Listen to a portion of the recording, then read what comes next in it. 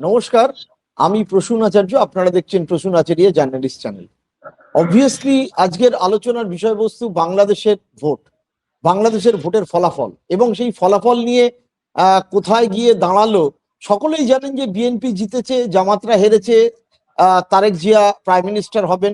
এটা তো ওপর সাধারণ চ্যানেল, সাধারণ খবরের কাগজ বিষয়টা একরকম ভাবে দেখছে, কিন্তু উল্টো দিক থেকে জামাতদের যে বিপুল উত্থান, সেই উত্থানটা কিভাবে দেখা হবে।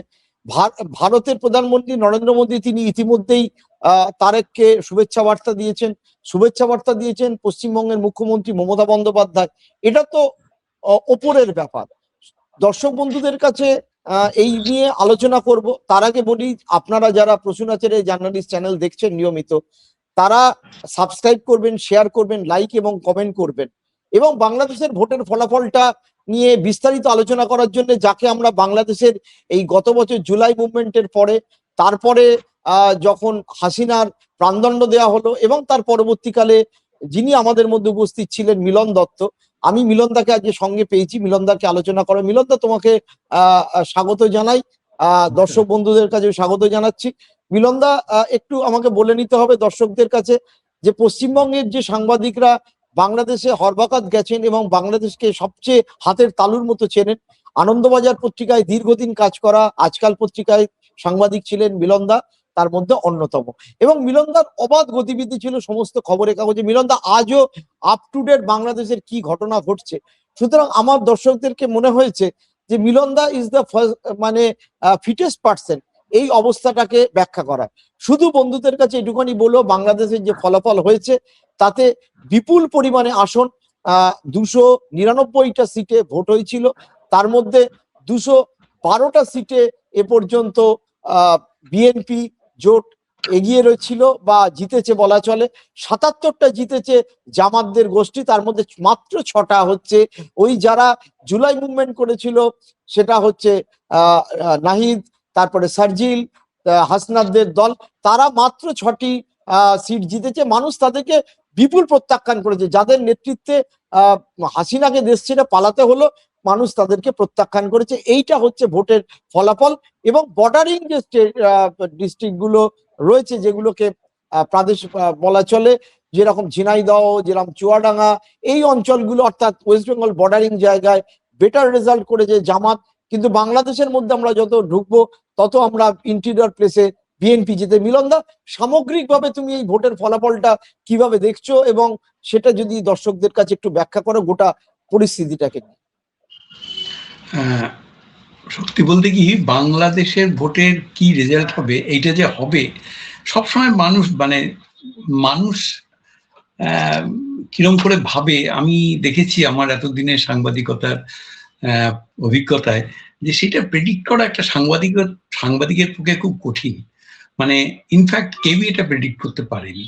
মানে এরকম একটা ভূমিধস জয় যে বিএনপির হবে, এইটা কোনো সাংবাদিক কেউ প্রেডিক্ট করতে পারেনি। তারা ভেবেছিল যে জামাত অনেক বেশি সিট পাবে, আরো বেশি সিট পাবে। একটা রিয়েলিটি ঠিক যে জামাত এ পর্যন্ত কখনো 3টের বেশি সিট পায়নি, ম্যাক্সিমাম 3টে পেয়েছে। আমি একটু ঠেকাচ্ছি, এর আগে 18টা পেয়েছিল, আমি একাধিক হিসেবে দেখলাম। না, 90 ছিল সেটা অন্য কোনো ইলেকশনে, কিন্তু জামাতের অবস্থা কোনোদিনই ভালো ছিল না। 5% বেশি কখনো ভোট পায়নি জামাত। কিন্তু এবার বিএনপি আবার তার যে মিত্র দলগুলো, তারা সব মিলিয়ে 212টা পেয়ে গেছে। জামাত আর তার যে আরো মোট 11টা দল, 2-1টা ইসলামী দল আর ওরা ছিল, মিলে 77টা পেয়েছে। আর ইসলামী আন্দোলন বাংলাদেশ তার 1টা পেয়েছে। জাতীয় পার্টি কোনো সিটই পায়নি। মোটামুটি এটা হয়েছে। কিন্তু কথা হচ্ছে যে এত ভোট কেন পেল বিএনপি? এই বিপুল জয়ের কারণটা কি, সেটা প্রথমে একটু আলোচনা করে নিলেই ভালো হয়। আসলে যেটা মনে হয়েছে, অনেকেই সেটা বলছেন, বাংলাদেশের বন্ধুদের সঙ্গে আজকে সারাদিনই অনেকবার কথা হয়েছে, তাদের যে মত সেটা হচ্ছে যে মানুষ এই যে গত 1.5 বছর ধরে এই মব লিঞ্চিং, যে কোনো যাকে তাকে রাস্তায় ধরে নির্যাতন করা, তোলাবাজি এবং গোটা স্কুল কলেজ ইউনিভার্সিটিতে শিক্ষকদের মারধর করে তাদের তাড়িয়ে দেয়া, ছাত্রদের লেলিয়ে দিয়ে শিক্ষকদের অপমান করা এবং শিক্ষা ব্যবস্থা কার্যত ধসে পড়া, এই যে অবস্থা দাঁড়িয়েছে সেটা school level, primary school level থেকে ইউনিভার্সিটি পর্যন্ত। মানে স্কুলেও দেখা গেছে যে মেয়েরা হেডমাস্টার মশাইকে বা হেডমিস্ট্রেসকে ঘাট ধরে বের করে দিচ্ছে, এই অবস্থা দেখা গেছে মানে সো কল জুলাই বিপ্লবের পরে। এবার যেভাবে মানে এটা তো একটা ভাবা যায় না, তার গার্জেনরা, সাধারণ মানুষ এরা কি করবে? এদের তো মুখে কোনো ভাষা নেই, এদের তো একটাই অস্ত্র আছে, ব্যালট। তারা বলেছে ব্যালটে দেখে নেবো, তারা সারাক্ষণ বলে থাকে ব্যালটে দেখে নেবো, মনে মনে বলে গেছে। তারা কেউ প্রকাশ করেনি, কেউ রাস্তায় নামেনি, কেউ সামনে আসেনি। অন্যদিকে জামাত সারাক্ষণই নারী বিদ্বেষী কথা বলে গেছে। আচ্ছা, কারণ ওরা ইসলাম মেনে ওরা যে শাসন চালু করতে চেয়েছিল বা চালু করতে চায়, শরিয়া আইন চালু করতে চায় আফগানিস্তানের মতো, সেখানে নারীর তো কোনো জায়গা নেই ওদের দলে। কোনো আমি এক মিনিট তোমার থামাচ্ছি। তার মানে জামাতরা জিতলে ওই শরিয়তি আইনটা চালু হতো? অবশ্যই, অবশ্যই, সেটা ওদের অঘোষিত এজেন্ডা। জামাত জিতলে শরিয়া আইন চালু হবে, সেটা অনেকবার মানে পরোক্ষভাবে বলেওছে, বলেনি এমন নয়। এবার কথা হচ্ছে যে একদিকে শরিয়া আইন চালু হতে পারে, তাতে মহিলাদের কি দশা হবে সেটা মহিলারা ভালো করে জানে, কারণ ওরা ক্রমাগত বলে চলেছিল এই ইউনিভার্সিটির মেয়েরা, ছাত্রীরা বেশ্যা, এটা প্রকাশ্যে বলেছে। মানে হ্যাঁ, এটা প্রকাশ্যে বলেছে, এ তো রেকর্ডেড, এটা তো কোনো ইয়ে নয়। জামাতের যে আমির এই কথাটা প্রকাশ্যে বলেছে, ঢাকা ইউনিভার্সিটির মেয়েরা যারা ওই ইউনিয়ন করে, অমুক করে, তমুক করে, তারা বেশ্যা, এইসব কথাবার্তা হয়েছে। এবং নারী হচ্ছে গর্ভধারণের জন্য, আর কোনো কাজ নেই। ইসলামে তো আছে নারী শস্যক্ষেত্র, মানে কোরআনে আছে, এটা তুমি যে কোনো ভাবে সেখানে গমন করতে পারো, যে কোনো সময়, যে কোনো ভাবে। তো এই নীতি মেনে ওরা নারীকে গর্ভধারণের একটা যন্ত্র ভেবে রেখে দিয়েছে এবং এটা প্রকাশ্যে বলেছে, এটা প্রচার করেছে। তার ফলে নারীদের, মহিলাদের একটা বিরাট ভোট জামাত পায়নি। অনেক ভোট পেয়েছে কিন্তু তার একটা বড় অংশ পায়নি। যারা শিক্ষিত, যারা মোটামুটি রাস্তায় বেরোয়, যাদের কাজে বেরোতে হয়, সেই সব মহিলারা যারা জামাত আসলে আতঙ্কিত হয়ে যাবে, জামাত আসলে তাদের বিপদ হবে, এইটা ভেবে নিয়েছে, ভেবে ফেলেছে, তারা জামাতকে ভোট দেয়নি। এটা একটা দিক তো বটেই। আর একটা দিক হচ্ছে যে বিপুল পরিমাণ কারখানা বন্ধ হয়ে গেছে, বিপুল পরিমাণ কর্মসংস্থান বন্ধ হয়ে গেছে। বহু কারখানায় সেই শুরুতেই আগুন জ্বালিয়ে দিয়েছিল। বেক্সিমকোর মতো একটা কোম্পানি তার 40টা কারখানা বন্ধ করে দেয়, এবং এরকম 1000টা কারখানা, যেটা ছিল বাংলাদেশ অর্থনীতির মেরুদণ্ড, গার্মেন্টস ফ্যাক্টরি গুলো, তার বেশিরভাগই বন্ধ হয়ে গেছে এখন। সেই মেয়েরা কাজ পায় না, তারা গ্রামে ফিরে গেছে। সেই মেয়েরা কোথায় ভোট দেবে? আর সেই মেয়েরা চেষ্টা করবে একটা থিতু অর্থনীতি, থিতু সরকার আসতে, যাতে তাদের ব্যবসা বাণিজ্য কারখানাগুলো আবার খোলে, চালু হয়। এটা একটা দিক। আর একটা হচ্ছে যে এই যে বাংলাদেশে সরকার সারাক্ষণই জামাতকে সাপোর্ট করে গেছে, এবং ইউনূস জামাতের সাপোর্টার। ইউনূস জামাতের সাপোর্ট, হ্যাঁ, ইউনূস জামাতের সাপোর্টার। একটা লেভেলে মনে হচ্ছিল যে যেন এটা জামাতেরই তৈরি করা সরকার। মানে এটা গোড়া থেকেই বোঝা গিয়েছিল, যখন মনে থাকবে যারা এটা ফলো করেছে গোড়া থেকে, জুলাই থেকে, গত জুলাই থেকে ফলো করেছে যারা গোটা বিষয়টাকে, তারা যেদিন 5 আগস্ট, যেদিন পলিটিক্যাল একটা প্রসেস শুরু করার চেষ্টা হলো, আমাদের বাংলাদেশ সেনাপ্রধান ওয়াকার বলল যে আমরা একটা পলিটিক্যাল প্রসেস শুরু করব, রাজনৈতিক দলের প্রতিনিধিদের, আমরা নেতাদের আমরা ডাকবো, ডেকে একটা মিটিং করব। তখন সাংবাদিকরা জিজ্ঞেস করলো কাদের ডাকবেন? ও বলল জামাতে ইসলামের আমিরকে ডাকবো, সাইফুলকে। তো বললো আর কাকে ডাকবেন? বললো না, জামাতে ইসলামের আমিরকে ডাকবো, বলে থেমে গেল, আর বলতে পারছে না কাকে ডাকবে। মানে এইটা অন্তত 5-7 মিনিট আমরা ক্যামেরা টিভিতে দেখতে পেয়েছি, যে ফাম্বল করছে, কাকে ডাকবে তারপরে কাকে ডাকবে বুঝতে পারছে না। আমরা তখন থেকেই বুঝতে পারছিলাম, বা যারা এটা ফলো করেছে বুঝতে পারছিল যে এই গোটা ব্যাপারটা জামাত করিয়েছে। এবং এটা যে বোঝা গেছে, এই যে গোটা ব্যাপারটা জামাত করিয়েছে, এই যে কমিউনিস্টরা বা লেফটিস্ট যারা এই আন্দোলনের সঙ্গে জুলাই আন্দোলনের মধ্যে ঢুকেছিল, তারাও পরবর্তীকালে কানে নাকে কানে খত দিয়ে বুঝতে পেরেছে যে জামাত এটা করিয়েছে, তারা জামাতের হাতে খেলে গেছে। এরকম বহু সংখ্যক এরকম মানুষ যারা এই মূলত একটি থামাচ্ছে, এই জামাত মানে রাজাকার বাহিনী যারা পাকিস্তানপন্থী এবং দেশের স্বাধীনতা মুক্তিযুদ্ধকে অস্বীকার করে। এইটা বলে নি, এটা বললে এটা ভোটের আরো একটা মজা হচ্ছে যে ভোট যে বিএনপি পেয়েছে তার একটা বড় কারণ হচ্ছে বাংলাদেশের বিপুল সংখ্যক মানুষ এখনো মনে করে মুক্তিযুদ্ধ তার শিরায় বয়, মুক্তিযুদ্ধের চেতনা তার শরীরের রক্তের সঙ্গে মিশে আছে, এটা সে মনে করে। কিন্তু জামাত এবং এই এনসিপির এই তথাকথিত নেতাগুলো যারা জুলাই চেতনা বা তথাকথিত দ্বিতীয় স্বাধীনতা বা আমাদের দেশ এখন এইবার স্বাধীন হলো, প্রকৃত স্বাধীন হলো বলে যারা, তারা কিন্তু এটা মানতো না। তারা মুক্তিযুদ্ধটাকে ভারত পাকিস্তান যুদ্ধ হিসেবে প্রমাণ করার চেষ্টা করেছিল এবং সেটা ইউনুস এবং তার সরকারের বহু লোক সেটা সমর্থন করছিল, এই গভর্নমেন্ট বহুভাবে সমর্থন করছিল।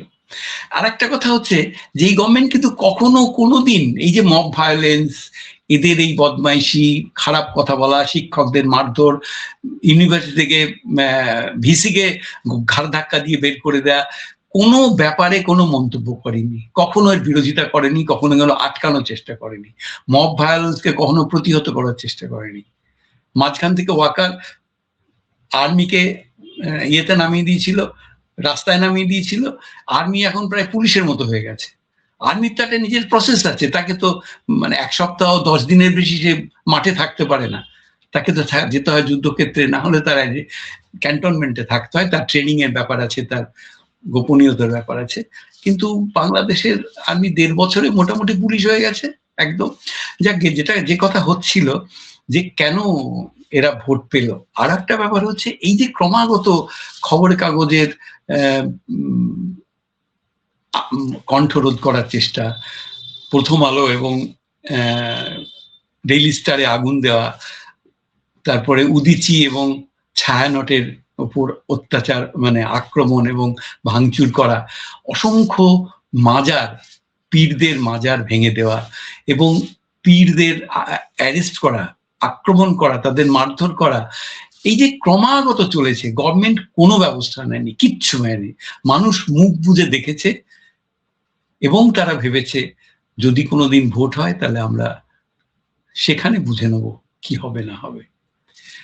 যদিও বিএনপি জিতেছে, কিন্তু আমি জাস্ট একটা কথা বলছি, তো তার মানে মহিলাদের একটা বিপুল বিএনপি কে ভোট দিয়েছে, প্লাস মুক্তিযুদ্ধের চেতনার যে মানুষরা তারাও ভোট দিয়েছে, প্লাস কলকারখানা বন্ধ হয়ে যাওয়া যে শ্রমিকের হাহাকার, মহিলা শ্রমিক হোক পুরুষ শ্রমিক হোক, গার্মেন্ট ফ্যাক্টরি থেকে শুরু করে অন্যান্য ফ্যাক্টরি, তারাও ভোট দিয়েছে। তার মানে গ্রামাঞ্চলের মানুষও ভোট দিয়েছে, শহরাঞ্চলের মানুষও ভোট দিয়েছে। এবং আমি তোমার কাছে জাস্ট, তারপর তুমি বলবে, জাস্ট একটা প্রশ্ন, আওয়ামী লীগের যে বিপুল সমর্থন তো রয়েছে, আওয়ামী লীগকে ভোটে দাঁড়াতে দেয়নি, তাদের লোকেরাও কি তাহলে বিএনপি কেই ভোট দিয়েছে মানে বাঁচার তাগিদ?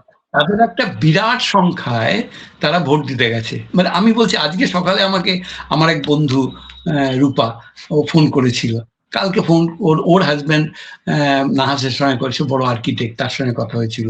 রূপা খুব ব্যাংকে খুব বড় কাজ চাকরি করে, ব্যাংকার। তো ওরা আওয়ামী লীগের কনফার্ম ভোটার, ওরা কোনোদিন আওয়ামী লীগ ছাড়া ভাবতে পারে না, ওরা গিয়ে বিএনপি কে ভোট দিয়ে এসছে। তোমরা বিএনপি কে ভোট দিলে ভোট তো নাই দিতে পারতে, বললো না অন্তত জামাতকে তো আটকাতে হবে, দেখা যাক যদি জামাতকে আটকানো যায়। আজকে সকালে আবার ফোন করে বলেছে, দা জামাতকে কিন্তু আটকে দিলাম, অন্তত জামাতকে আপাতত তো আটকে দিলাম, এবার দেখা যায়। আর একটা ভয় কিন্তু থেকে গেছে, ভয়টা হচ্ছে যে এই যে গণভোট বলে একটা ব্যাপার করেছে না, এই গণভোট হচ্ছে সেইটা, যেটা হচ্ছে এই যে সোকল যে জুলাই বিপ্লব হলো, তথাকথিত জুলাই বিপ্লব, যেটাকে এরা জুলাই চেতনা বলছে, সেই বাবদ এক জুলাই সনদ তৈরি হয়েছে।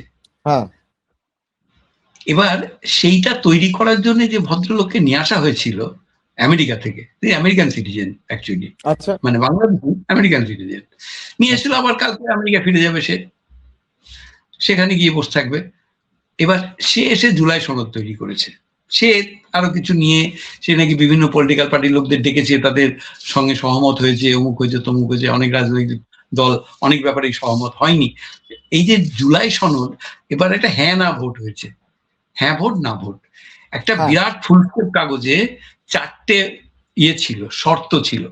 এইগুলোতে তুমি রাজি কি রাজি নয়, তুমি হ্যাঁ বলো আর না বলো। বড় বড় করে হ্যাঁ লেখা ছিল, বড় করে না লেখা ছিল। সেগুলো কি আমি একটু পড়ে শোনাই, তাহলে বোঝা যাবে। সেটা হচ্ছে, 1, নির্বাচনকালীন তত্ত্বাবধায়ক সরকার, নির্বাচন কমিশন। তত্ত্বাবধায়ক সরকার মানে যখনই ভোট হবে তত্ত্বাবধায়ক সরকারের আন্ডারে ভোট হবে, কেয়ারটেকার গভর্নমেন্ট, আমাদের মতো নয় ওখানে। তো নির্বাচন কমিশন এবং অন্যান্য সাংবিধানিক প্রতিষ্ঠান জুলাই সদনে বর্ণিত প্রক্রিয়ায় গঠন করা হবে। মানে জুলাই সনদের আলোকে সেগুলো গঠন করা হবে, তাদের মনোনীত করা হবে। এবং জুলাই সনদের আলোকটা কি, সেইটা ওই টেক্সটে বিস্তারিত ছিল, এটা আমার কাছে নেই সামহাও, সেটা আমরা আরো পড়লে বুঝতে পারবো। 2 নম্বর হচ্ছে, আগামী জাতীয় সংসদ হবে 2 কক্ষ বিশিষ্ট, আমাদের এখানকার মতো, রাজ্যসভা লোকসভা। জাতীয় সংসদ নির্বাচনে দলগুলোর প্রাপ্ত ভোটের অনুপাতে 100 সদস্য বিশিষ্ট উচ্চকক্ষ গঠিত হবে। এইখানে একটা গ্যাঁড়াকল হয়েছে। এবার জামাত হেরেছে বটে, বিএনপি জিতেছে বটে, কিন্তু জামাত প্রায় বেশিরভাগ জায়গাতেই মার্জিন ভীষণ কম, অর্থাৎ ওদের ভোট পার্সেন্টেজটা খুব কম নয়। যদি আমি এখনো বাংলাদেশ ইলেকশন কমিশন, একটা অদ্ভুত ইলেকশন কমিশন, এখনো পর্যন্ত প্রাপ্ত ভোট, কে কত পার্সেন্ট ভোট পেয়েছে কি না, তার কিছু ডিটেল জানায়নি। মানে কবে জানাবে জানি না।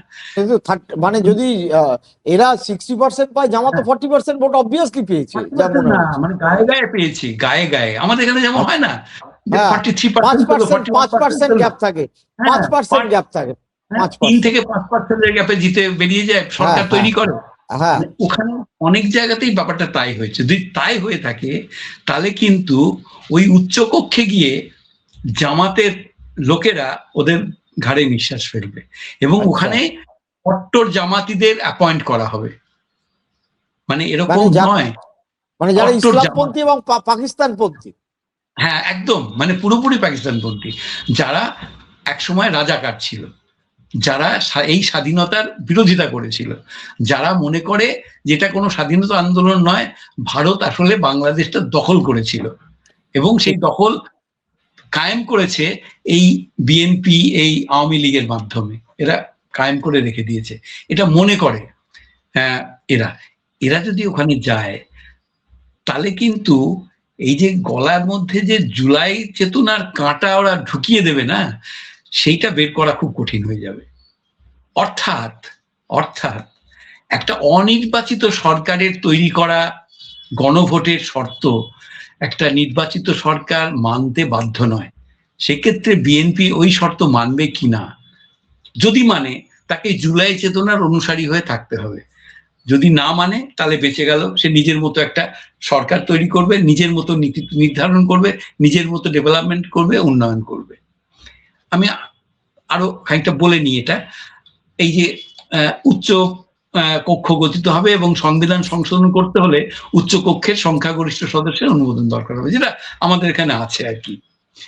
আরেকটা হচ্ছে সংসদের নারী প্রতিনিধি বৃদ্ধি। মনে রাখতে হবে যে জামাত কিন্তু একটাও নারী ক্যান্ডিডেট রাখেনি, কোনো মহিলা ক্যান্ডিডেট ছিল না জামাতের। আর একটা জিনিস মনে রাখা দরকার, এবার বাংলাদেশের ভোটে মাত্র 7 জন মহিলা এমপি তৈরি হয়েছে। 7 জন, মানে বিএনপি জামাত সব মিলিয়ে।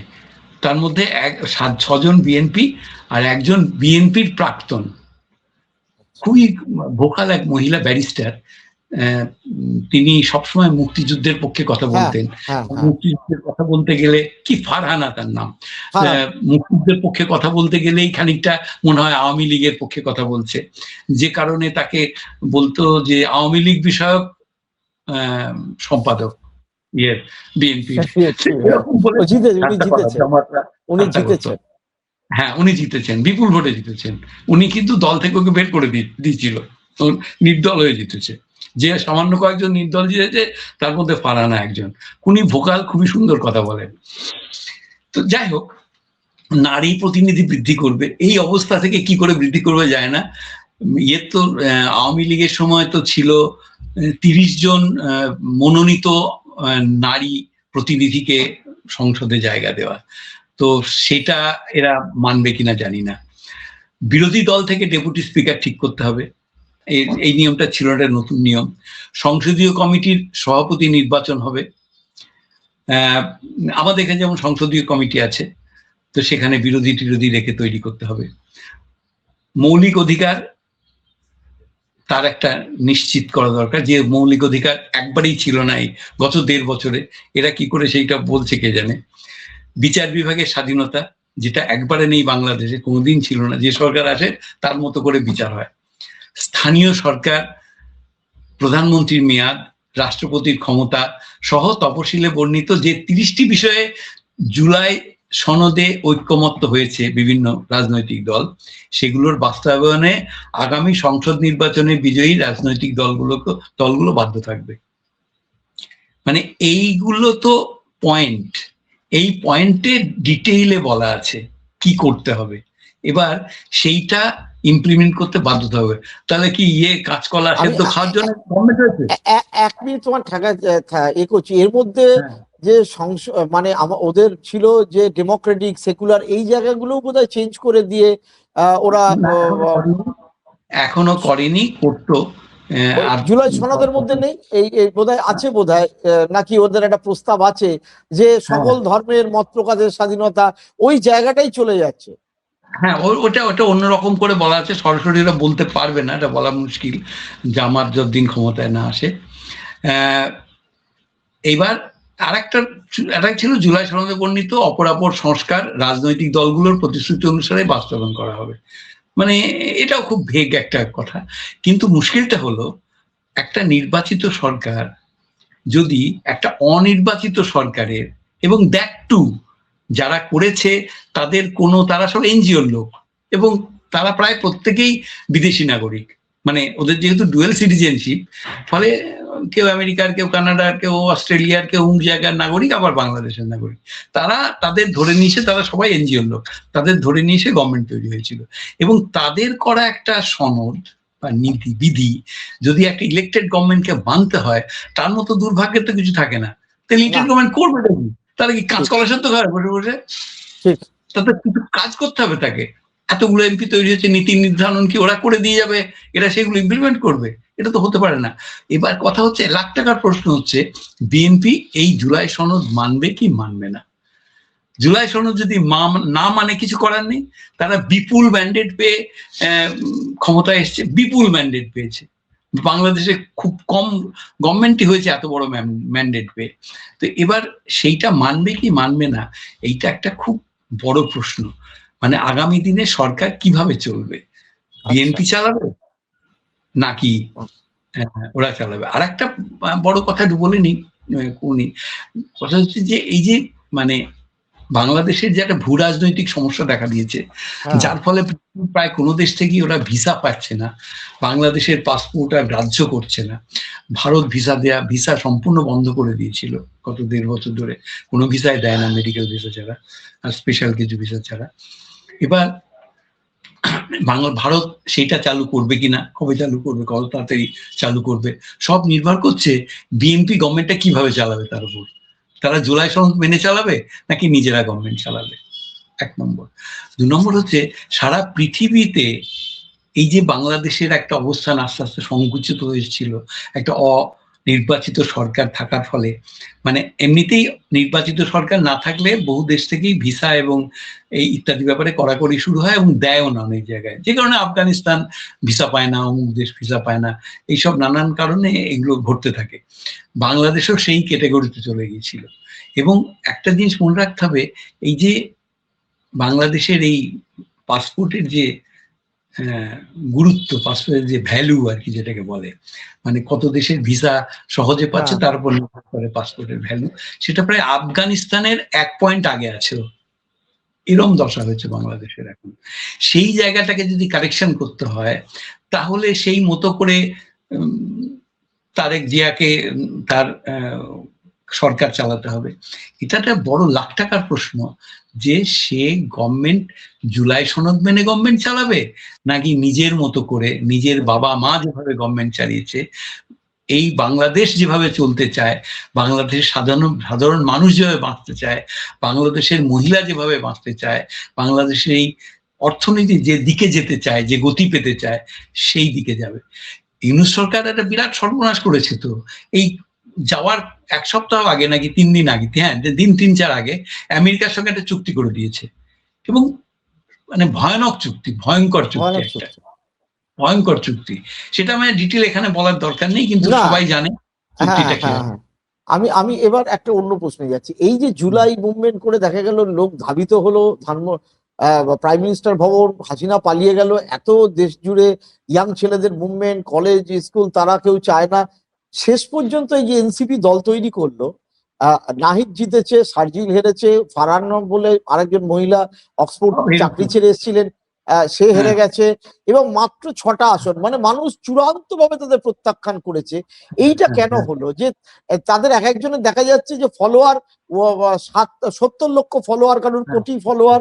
পিনাকি ভট্টাচার্য বলে একজন ডাক্তার, যিনি এখন পলাতক ফ্রান্সে, তিনি ওইখান থেকে প্রতিদিন তাদের উস্কেছেন, কোটি কোটি লোক তার ভিডিও দেখে, সে নাকি তাদেরকে ধানমন্ডির বাড়ি এবার ভাঙিয়ে দাও, জ্বালিয়ে দাও, ভিডিও করতে থাকে, সে কাঁদছে।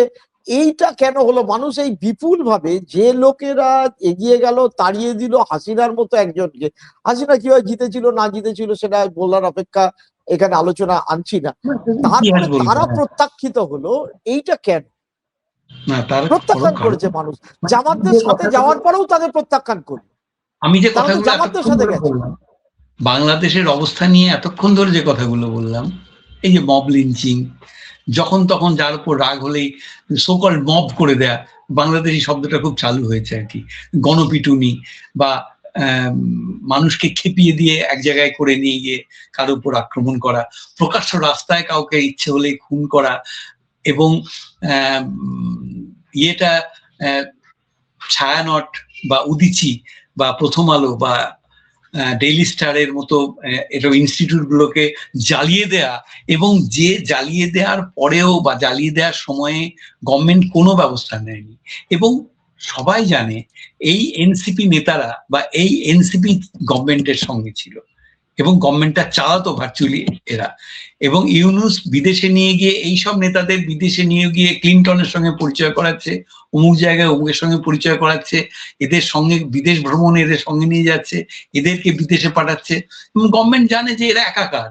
এই যে এত দুর্নীতি হয়েছে, অর্থনীতির এই দুর্দশা হয়েছে, শিক্ষাক্ষেত্রে এইরকম প্রায় ভেসে যাওয়ার দশা হয়েছে, শিক্ষকদের এত অবমাননা হয়েছে, এই সমস্ত কিছু পেছনে এই সরকার, অর্থাৎ ভিসাবি এই এনসিপির সকল নেতারা, জুলাই অভ্যুত্থানের এই নেতারা, জুলাই বিপ্লবের এইসব কোট আনকোট বীরেরা। আমি একটু অন্যভাবে যদি বিষয়টাকে দেখি, তুমি একমত হবে কিনা জানি না, সেটা হচ্ছে দেখো, সোশ্যাল মিডিয়াকে কেন্দ্র করে তাৎক্ষণিক প্রতিক্রিয়ায় কাউকে মেরে দেওয়া যায়, বাড়ি জ্বালিয়ে দেওয়া যায়, দেশ থেকে উৎখাত করা যায়, কিন্তু জনসমর্থন আলটিমেটলি পাওয়া যায় না। নেপালে এই প্রসঙ্গে বলি, এই নেপালেও তো জেনজিদের মুভমেন্টে অলি ছেড়ে দিয়ে চলে গেল। এই গত কদিন ধরে যে খবর আসছে, যারা নমিনেশন ফাইল করেছেন তার মধ্যে জেনজির প্রায় বাস্তবতে কিছুই নেই, মানে 40 বছর বয়স জেনজিরা নেই, তারা নমিনেশনে নেই, তারা ভোটে জিততে পারবে না। ঠিক এটা বুঝতে পেরে গেছে লোকজন। আবার প্রথাগত যে পলিটিক্যাল পার্টি, যারা টেস্টেড, দীর্ঘদিন ধরে দুর্নীতি করলেও টেস্টেড, না করলেও টেস্টেড, তাদের নমিনেশন অনেক বেশি। বাংলাদেশে তার মানে কি, এই যে সোশ্যাল মিডিয়াকে কেন্দ্র করে যে তাৎক্ষণিক একটা প্রতিক্রিয়া, সোশ্যাল মিডিয়ায় আছে। আমাদের পশ্চিমবঙ্গ বামপন্থীর একটা বড় সেকশন আমি দেখি ভোট পাচ্ছে না, কিন্তু সোশ্যাল মিডিয়ায় তারা ভীষণ সক্রিয়। এই যে সোশ্যাল মিডিয়ার সাথে তাহলে সাধারণ মানুষের কি কোনো একটা জায়গায় যোগাযোগ কম? সোশ্যাল মিডিয়া সম্পূর্ণ পৃথক। সোশ্যাল মিডিয়া এবং ভোট এই দুটো সম্পূর্ণ আলাদা জিনিস। সোশ্যাল মিডিয়া ভোট দেয় যারা, তার বেশিরভাগ মানুষই সোশ্যাল মিডিয়ার মধ্যে নেই, বেশিরভাগ মানুষই নেই। এই চাষা বুড়ো গ্রামের লোক, তারা এই দোকানদার, মুদিখানা, ফুটপাতের ব্যবসায়ী, রিক্সাওয়ালা, টোটো চালায়, এরা ওই সকল সোশ্যাল মিডিয়ার সঙ্গে খুব একটা আছে বলে মনে হয় না। ফলে এদের শুধু সোশ্যাল মিডিয়া বলে নয়, এই যে সমস্ত দায়, দেশের যে দুর্নীতি, দেশের এত, আমি যেগুলো বলছিলাম, শিক্ষাক্ষেত্রে, অর্থনীতি ক্ষেত্রে, বাণিজ্য ক্ষেত্রে, ব্যবসা ক্ষেত্রে, তারপরে ভূ রাজনৈতিক যে অবস্থান বাংলাদেশের দুর্দশা, সেই সব ক্ষেত্রে এই যেটা হয়েছে, এই দায়টা তো কাউকে নিতে হবে। সেটা কে? সেটা এই নেতাগুলো, এই তথাকথিত এনসিপি নেতাগুলো, যারা এগুলো মানুষ দেখে একেবারে প্রত্যাখ্যান করে। আমি একটু আসি ভারতের প্রসঙ্গে। নরেন্দ্র মোদী উচ্ছ্বসিত হয়ে তার আগে ফোনও করে দিয়েছে। ভারতের একটা দায় রয়েছে, তুমি আগেও বলেছিলে যে আদানির বিপুল পরিমাণে বিনিয়োগ, এবং আদানি এখন 10,000 কোটি টাকা বিদ্যুতের বিল বকেয়া, 10,000 crore, not a matter of joke. ভারতের সাথে সম্পর্কের কি উন্নতি ঘটবে এইটা বলি। প্লাস এরপরে পশ্চিমবঙ্গের মমতা ব্যানার্জিও টুইট করেছেন, তারেক ভাই বলে ঈদের আগাম শুভেচ্ছা জানিয়েছেন। ওয়েস্ট বেঙ্গলের ইলেকশনে কি হবে আমি পরপর জিজ্ঞেস করবো। একটু যদি ভারতের প্রসঙ্গটা বলো, যে কিভাবে ভারত এই ব্যাপারটাকে দেখবে। ভারতের প্রসঙ্গটা হচ্ছে যে, আমার যেটা মনে হয়েছে সেটা হচ্ছে যে ভারত খুবই আগ্রহী, যদি আওয়ামী লীগ না থাকে তাহলে অন্তত বিএনপি ক্ষমতায় আসুক। যে কারণে আমাদের বিদেশ সচিব, ও যখন তারেকের মায়ের মৃত্যুর পরে শোক জ্ঞাপন করতে গেল, শোক জানাতে গেল, তখন পাশের ঘরে ইউনিস বসেছিল।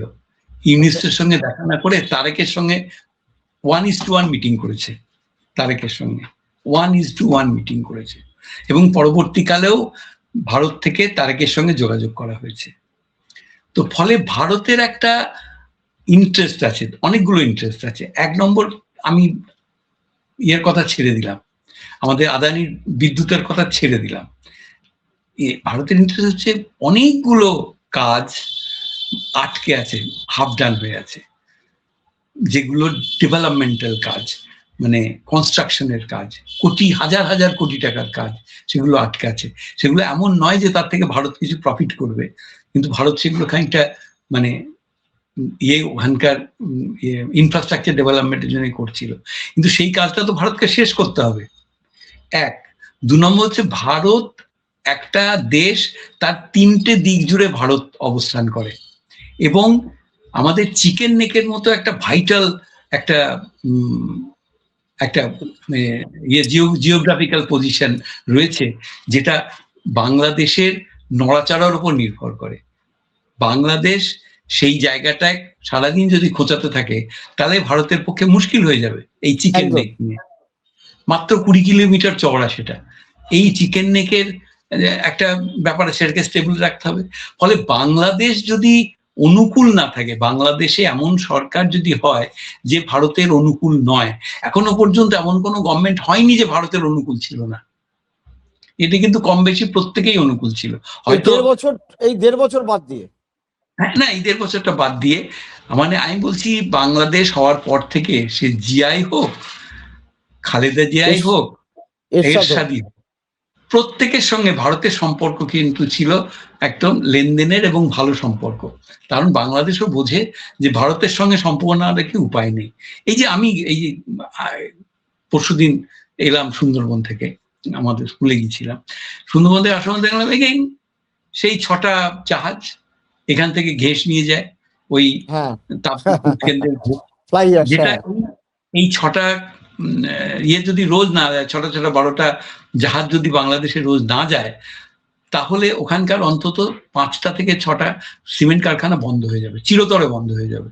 কারণ ওটা তৈরি হয়েছিল আমাদের এই থার্মাল পাওয়ার স্টেশনের ঘেঁষ থেকে সিমেন্ট তৈরি করবে বলে। ফলে রেগুলার যাচ্ছে। আমি বলছি যে এই যে বিজনেস গুলো, বা এখান থেকে সুতো না গেলে ওখানে ইয়ে হয় না, চাল যেতে হয়, আলু যেতে হয়, পেঁয়াজ, এমনকি কাঁচা লঙ্কা। আর জিনিস তো বাদই দিলাম, হাজার রকম জিনিস সেটা যেতে হয়। লোহা আছে, এ আছে, তা আছে, রড আছে, পাথর আছে, মানে কংক্রিটের জন্য যে পাথর, এরকম যে যেগুলো অবশ্যই একটা দেশকে বাঁচিয়ে রাখতে যেগুলো দরকার হয়, এইরকম জিনিসগুলো ক্রমাগত যেতে থাকে। তো এইটা যদি আটকে যায় কোনোদিন, তাহলে বাংলাদেশের কি দশা হবে? এটা ভারতের জন্যও ভালো নয়, বাংলাদেশের জন্যও ভালো নয়। বাংলাদেশের মতো একটা প্রতিবেশী যে 7টা রাজ্য জুড়ে অবস্থান করছে, 7টা না 5টা রাজ্য জুড়ে অবস্থান করছে, এবং ভারত তাকে 3 দিক থেকে ঘিরে রেখেছে, এই দেশটার সঙ্গে যদি ভারতের অবস্থা ভালো না থাকে, তাহলে তো মুশকিল। ফলে মোদিরও ইন্টারেস্ট আছে, তারেকেরও ইন্টারেস্ট আছে। তারেকও চাইবে একটা স্থিতিশীল একটা সরকার চালাতে, কোনো গন্ডগোল না হয়, গরিব মানুষ ভারতে এসে যাতে চিকিৎসাটা করতে পারে, এটা তার কাছে একটা বড় ইন্টারেস্টের জায়গা। ঈদের সময় এক শাড়ি কিনতে এলো, একটু কেউ তীর্থ করতে গেল, কেউ তাজমহল দেখতে এলো, বেড়াতে এলো। এই কাজগুলো যদি স্মুথ না থাকে, স্বাভাবিক না থাকে, তাহলে বাংলাদেশিদের পক্ষেও খারাপ, গভর্নমেন্টের জন্যও খুব অসুবিধে, দুদেশের সরকারের জন্য। তারেক যে বার্তাটা দিয়েছে যে উৎসব না করে, মানে হিন্দু, মুসলিম, শিখ, খ্রিস্টান সবাই যাতে প্রেয়ার করে, মানে এই একটা অদ্ভুত, মানে আমরা আমাদের ভারতে নরেন্দ্র মোদীকে হিন্দু, মুসলিম, শিখ, ইসাই নিয়ে কোনো বার্তা দিতে দেখি না এক লাইনে, কিন্তু তারেক রহমান দিল, এটা খুব ইন্টারেস্টিং। এবার একদম শেষ কারণ আছে, ওখানে হিন্দুদের উপর যে অত্যাচার হয়, নিয়মিত হয় বা হচ্ছে, এখন এইটা অ্যাড্রেস করা খুব দরকার ছিল, বিএনপির এইটা অ্যাড্রেস করা খুব দরকার ছিল। হিন্দুরা তার মানে ভোট দিয়েছে বিএনপি কে পুরো, আওয়ামী লীগের বদলে এবার সবাই বিএনপিকে, সবাই, এরা সব আওয়ামী লীগের ভোটার, এবং ঝাঁপিয়ে বিশেষত মেয়েরা সবাই বিএনপিকে ভোট দিয়েছে।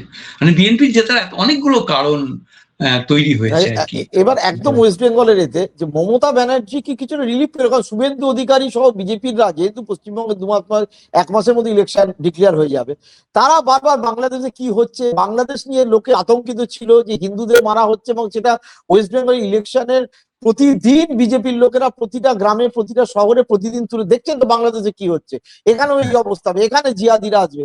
এটা কি মমতার পক্ষে? কারণ মমতা যেভাবে উচ্ছ্বসিত হয়ে টুইট করেছেন, মমতার পক্ষে কিছু ফেভারেবল হলো?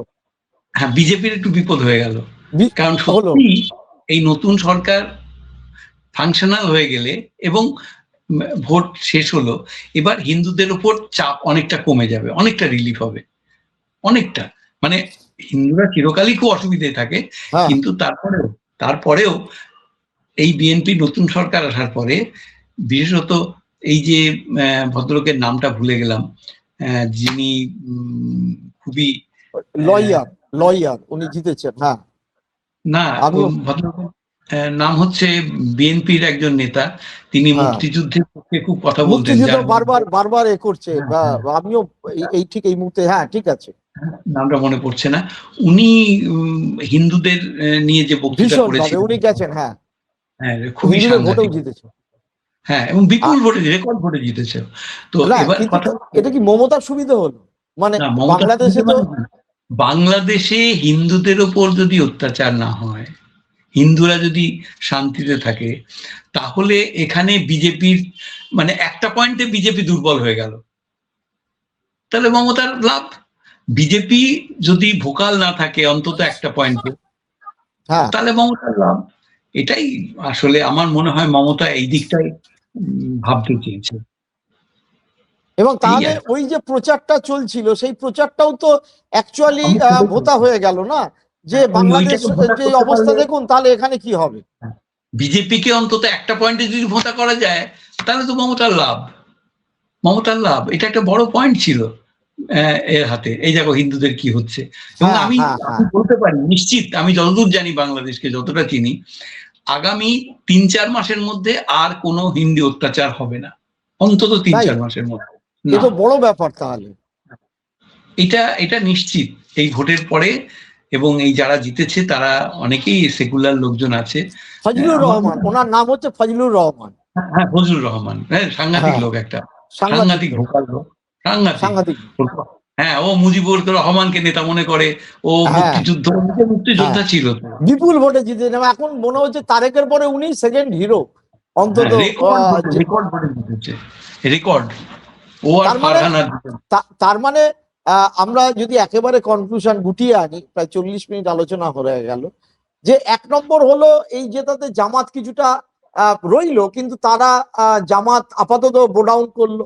2 নম্বর, জুলাই সনদটা মেরে তারেক তার সংবিধান পরিবর্তন করবে কি করবে না সেটার একটা বড় নির্ভর।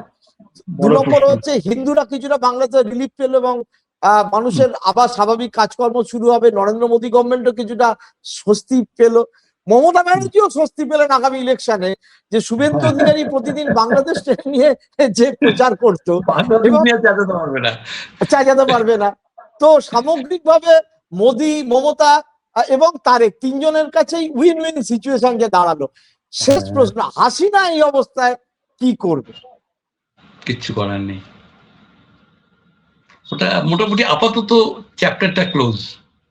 মানে আওয়ামী লীগ নিয়ে আপাতত আর আলোচনা করে লাভ নেই। আপাতত নয়, আপাতত এখনো বছর 2-3 দেখতে হবে, তারপরে এরা কি মনে করে তার উপর নির্ভর করবে। হ্যাঁ, কারণ ওর অলরেডি হাসিনার এক পুত্র বলেছে আমি তারেকের সঙ্গে কথা বলবো। আওয়ামী লীগ চ্যাপ্টার শেষ হয়ে গেছে এটা কিন্তু নয়। হ্যাঁ, এই আজ না হোক কাল ফিরবেই। এই তারেক ফিরেছে যখন, মমতা ফিরতে কি অসুবিধা? 18 বছর পর ফিরেছে। হ্যাঁ, এই তারেকও খুব সুবিধার লোক নয় না। যাক, ওর অতীত আর বলার দরকার নেই। ক্লাস 12 পাস করেছিল, তারপর আর পড়াশোনা করেনি, গুন্ডাবাজি করতো, এটা সেটা করতো। মায়া মা তখন এটা আলোচনার বিষয়বস্তু নয়। আজকে ভালো দিনে হ্যাঁ অনেকক্ষণ আলোচনা হলো এবং সকলেই খুশি এই বাংলাদেশের ভোটের ফলাফলে। শুধুমাত্র এই শারজিল, হাসনাত, যারা জুলাই বিপ্লবের একেবারে বিশাল বিপ্লবী হয়ে এনজিও করছিল, তারা বাদ দিয়ে বাদ বাকি সকলেই খুব খুশি এই ভোটে। তো দেখা যাক, আমরা তাকিয়ে থাকবো আগামী দিনকে কি হচ্ছে। অসংখ্য ধন্যবাদ তোমাকে আমাদের মধ্যে আসার। পরবর্তীকালে কোনো ডেভেলপমেন্ট হবে আবার আমরা এই ব্যাপারে আলোচনা করব। দর্শক বন্ধুদের নমস্কার, সকলে ভালো থাকবেন, সুস্থ থাকবেন।